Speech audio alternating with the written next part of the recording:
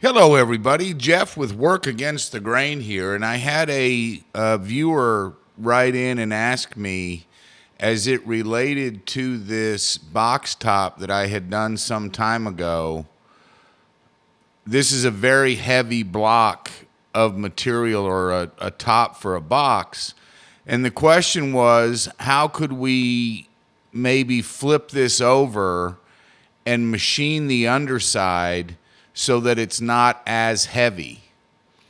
And so if you have a Spire 9, the two-sided machining process is built in to a Spire 9. So you want to come up here to your material size, make sure that double-sided is checked with this radio button here, and click OK.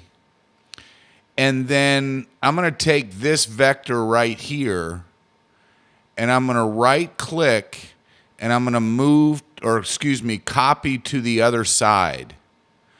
And so when I copy that vector to the other side, and I come up here to this button here, this toggles between the top and the bottom. So now if I click on this, here's that one vector in perfect position that enables us now to clear out material within this vector to make this box top much lighter. Because this started out as a 2-inch thick piece of material, and if we don't machine this out here, to Michael's point, it's going to be a little bit heavier than we want it to be. And so the other thing that you have to do is you've got to put a couple of alignment holes here. So we'll put one here and we'll put one here. And you'll have to create a toolpath, a pocketing toolpath. If you come over here, you'll see that it says Toolpaths Top.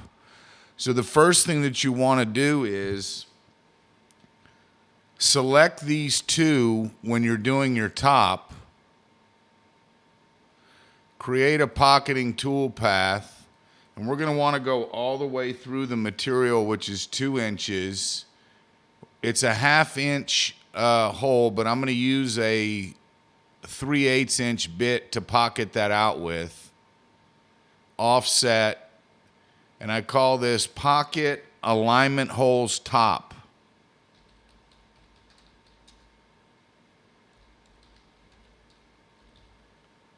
And calculate. And now what we're going to want to do is we're going to want to move those. So with both of them selected, right click and copy to other side. And now if I go to the other side of the material, I've got the two holes here, and I've got the vector that we want to machine.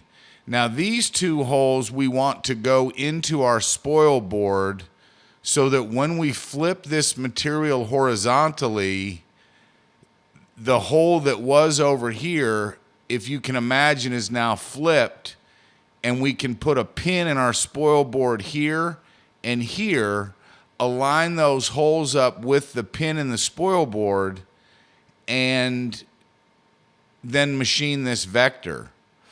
And so if I select the vector here and again create a pocketing toolpath, I don't want to go all 2 inches, but let's go ahead and go 1.5 inches deep within that vector and calculate.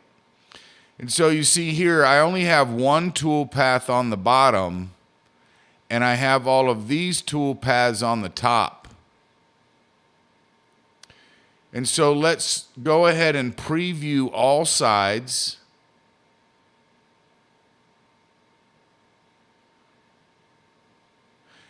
And then we'll discard the waste material, and there you can see there's the top that we did on side 1, but to Michael's point, there's where we cleared out all of the material underneath the top to make it much, much lighter.